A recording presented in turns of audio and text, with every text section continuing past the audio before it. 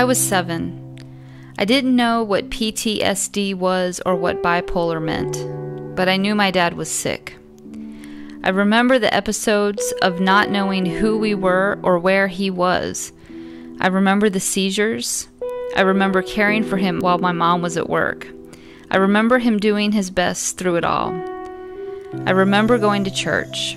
He taught Sunday school. He was there for my baptism. Then 4 days later, he was gone. Suddenly, with no warning, my mom and brother and I were left in this world to hurt alone. And alone is exactly where I was. Alone is where I fought to stay. My world kept falling apart with increased momentum in 6th grade. My mom got remarried. I moved to a new school. My stepsister used her popularity to damage any chance I had at making a mark there.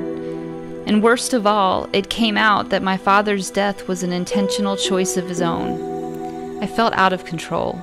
The world was spinning around me. I was alone and becoming numb. In an effort to regain control and just feel something, anything, I took a blade to my skin. Bleeding was feeling. No one else knew or needed to know or would even be capable of understanding. So I kept it to myself. It was hidden and so was I. With practice, I mastered the art of pretending. Smiling and giggling at school and in public became an exhausting second nature. At home I was safe. At home, the mask came off and sadness and pain reigned. My youth pastor took us to Ground Zero's event with speaker Marv Penner. Marv talked about self-harm, the psychology behind it, and what God has to say about it. After the event, I emailed Marv and told him my story.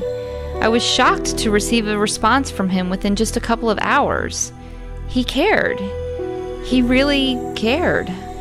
Marv encouraged me to stay connected to Ground Zero, and through that connection and the relationships established there, I found hope. I learned that God can use my story for something bigger, for something good. In Romans 8:28, God promises to use all things for the good of those who love the Lord and are called according to His plan. That's me, and now I know this is going to be good. I'm clinging to His words. You are altogether beautiful, my darling, beautiful in every way. Because of this, I know I have worth. I am beautiful. And He has big plans for my story.